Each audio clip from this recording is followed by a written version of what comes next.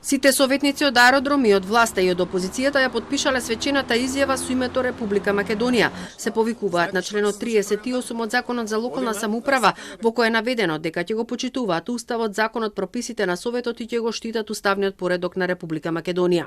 Искрено не гледам проблем зошто законот дали бил или не бил согласен со Уставот, односно со Преспанскиот договор. Ние како советници сме должни да го почитуваме законот и во онаа форма како што е пропишено да ја дадеме свечената заклетва. Воопшто не станува збор за политиканство, туку станува збор за постапување согласно Законот за локалната самоуправа. Општината нема надлежност да го смени Законот за локалната самоуправа, затоа е надлежен парламентот. Како реагира советниците од СДСМ? Немаше забелешки и од страна на сите советници беа потпишани изјавите.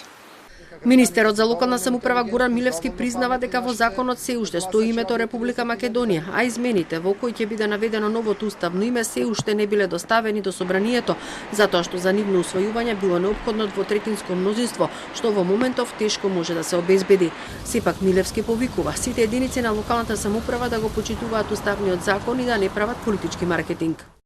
Сепак и во тие заклетви тие кажуваат дека ќе се водат согласно и ќе работат согласно Уставот и законите. А во овој случај тие уште не почнати да работат, го кршат Уставот. И тоа не е добро како и јас можем да ги охрабрам и понатаму ако сакат нека си работат вака, меѓутоа паушалот што ќе дојди од Северна Македонија нека го вратат. Ако се толку доследни и сакаат нешто да прават, нека ги враќаат паушалите, бидејќи не им иди од Република Македонија, туку од Северна Македонија. Реагираше и Министерството за надворешни работи, бара од советниците да го почитуваат уставното име Република Северна Македонија. Министерството за надворешни работи, следејќи ги ваквите појави по завршувањето на локалните избори и при конституирањето на определени совети во општините, повикува на доследна примена на уставните одредби во согласност со Преспанскиот договор, имајќи предвид дека непочитувањето на Уставот и на ратификуваните меѓународни договори сериозно го нарушува меѓународниот углед на државата и го поткопува правниот поредок на Република Северна Македонија.